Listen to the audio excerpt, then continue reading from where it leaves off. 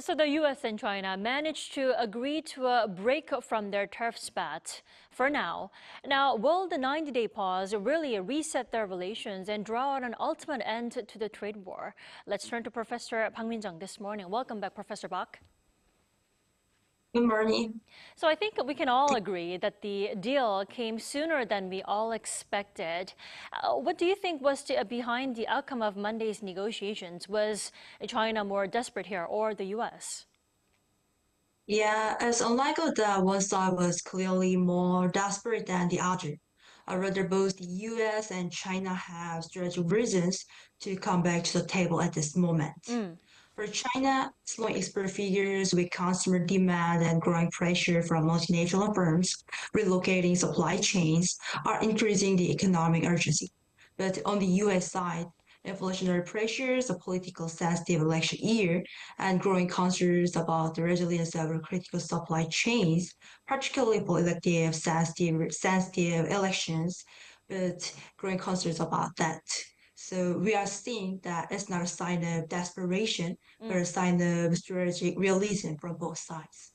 Well, as a reminder for our viewers, the U.S. and China have reached an agreement to slash tariffs by 150%. Now, it means that U.S. tariffs on Chinese imports will fall to 30%. It is bigger a cut than we all expected, but isn't 30% still a high tariff? Yeah, as the 30% tariff is still relatively high by traditional trade standards. However, we need to view this in the context of where things were just a year ago.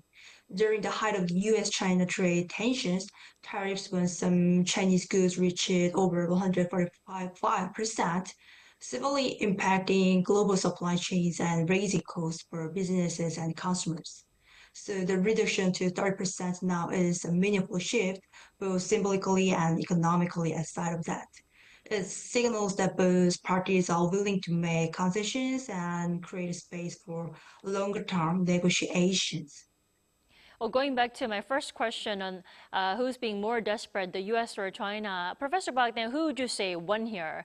Did both win, would you say? Yeah, but this argument can may not be a full resolution. It means one side is more satisfied or more desperate. It serves an important political and economic function for both countries. Mm. It means not which country has no competitiveness.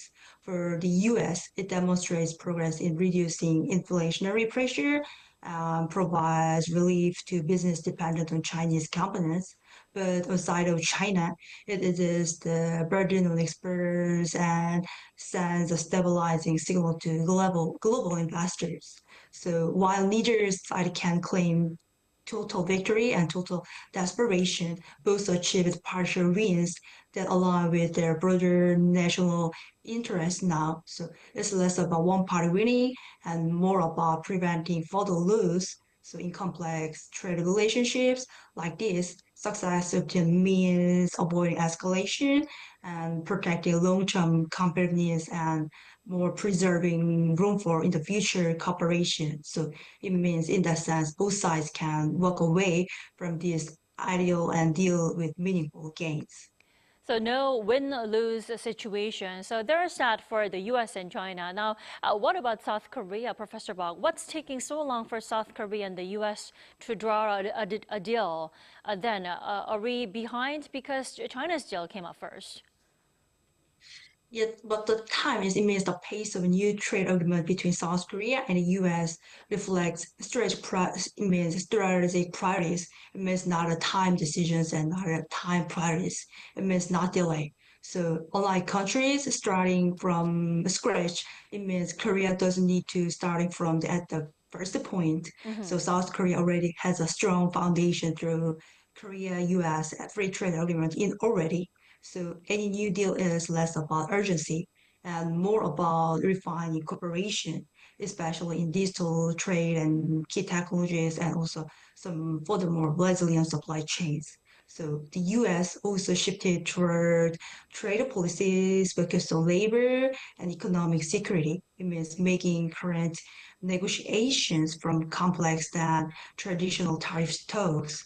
So for South Korea, aligning this with national interests requires more careful coordination.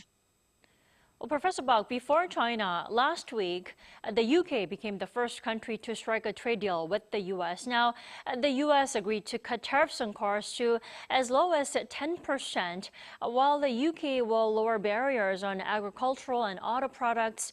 Now, if South Korea were to make a deal with the U.S. by products similar to the UK deal, what would it look like? Yeah, but finally, this wouldn't be in Korea case.